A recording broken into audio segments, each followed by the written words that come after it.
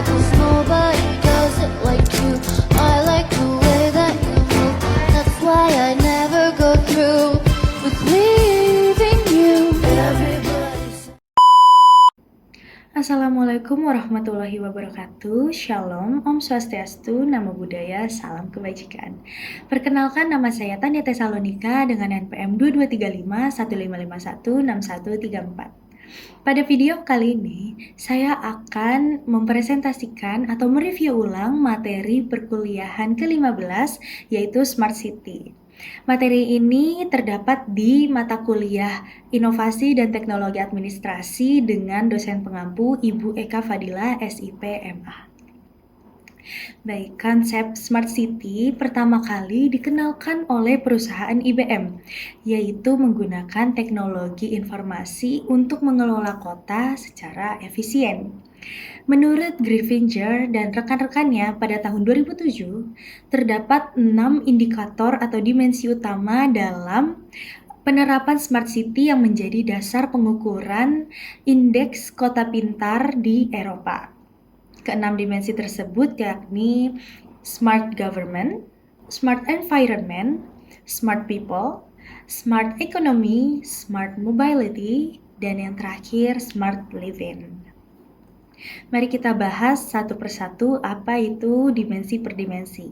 Yang pertama ada Smart Government, yang dimana pemerintah memanfaatkan teknologi informasi untuk meningkatkan kualitas pelayanan publik.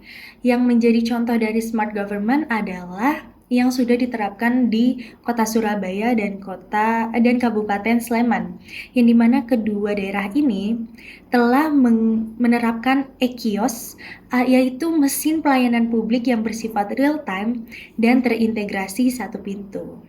Tentu hal ini memudahkan masyarakat dalam mendapatkan pelayanan publik. Lalu yang kedua ada Smart Environment, yang dimana Smart Environment merupakan pengelolaan lingkungan hidup yang bertanggung jawab dan berkelanjutan dengan memanfaatkan teknologi. Nah, contoh dari Smart Environment ada pengendalian banjir berbasis TIK. Kan sekarang banyak banget terjadi bencana alam. Maka dari itu Smart City dalam hal ini dimensinya Smart Environment mengeluarkan inovasi baru yaitu pengendalian banjir berbasis TIK. Lalu pengelolaan sampah cerdas, pengurangan emisi karbon, energi cerdas, serta yang terakhir ada bangunan hijau. Itu untuk Smart Environment. Lalu ada Smart People, yaitu masyarakat yang melek teknologi, berpendidikan, kreatif, terbuka terhadap inovasi, dan aktif berpartisipasi dalam pembangunan kota. Dalam hal ini, Smart People yaitu sumber daya manusia dalam suatu negara yang memajukan atau mendukung inovasi yang terjadi di dalam negaranya. Lalu selanjutnya ada Smart Economy, yang dimana ekonomi berbasis inovasi, teknologi, dan kewirausahaan, serta ekonomi yang mendukung pertumbuhan bisnis dan daya saing kota. Lalu selanjutnya ada Smart Mobility. Smart Mobility merupakan sistem transportasi yang cerdas, efisien, terintegrasi, dan ramah lingkungan, termasuk penggunaan teknologi untuk mengatur lalu lintas dan transportasi publik. Dan yang terakhir dari dimensi ini adalah Smart Living, yang dimana kualitas hidup masyarakat yang lebih baik melalui akses layanan kesehatan, pendidikan, keamanan, dan kenyamanan berbasis teknologi. Itu tadi untuk dimensi-dimensi menurut Griffinger pada tahun 2007. Lalu masuk ke penerapan Smart City. Penerapan Smart City mencakup berbagai macam aspek, yaitu yang pertama transportasi berbasis IoT atau Internet of Things untuk manajemen lalu lintas. Lalu yang kedua, manajemen energi melalui bangunan hemat energi. Yang ketiga ada keamanan publik dengan CCTV dan sensor.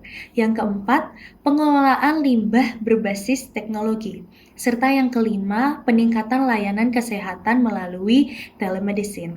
Dari penerapan-penerapan yang barusan saya jelaskan, tentu saja Smart City ini diterapkan untuk mencapai tujuannya, yaitu memajukan kota atau membuat kota pintar sesuai namanya Smart City.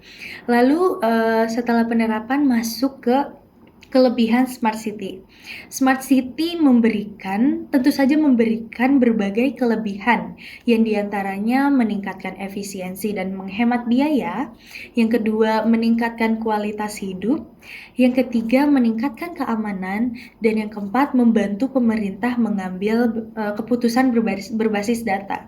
Tentu saja Smart City dalam pengimplementasiannya atau penerapannya memberikan berbagai kelebihan, yaitu meningkatkan efisiensi. Tentu saja dari yang tadinya manual menjadi berbasis digital, dan hal tersebut tentu saja menjadi kelebihan utama, yaitu mengefisiensi waktu dan menghemat biaya, serta dari menjalankan arti dari inovasi tersebut, yaitu murah, mudah, cepat.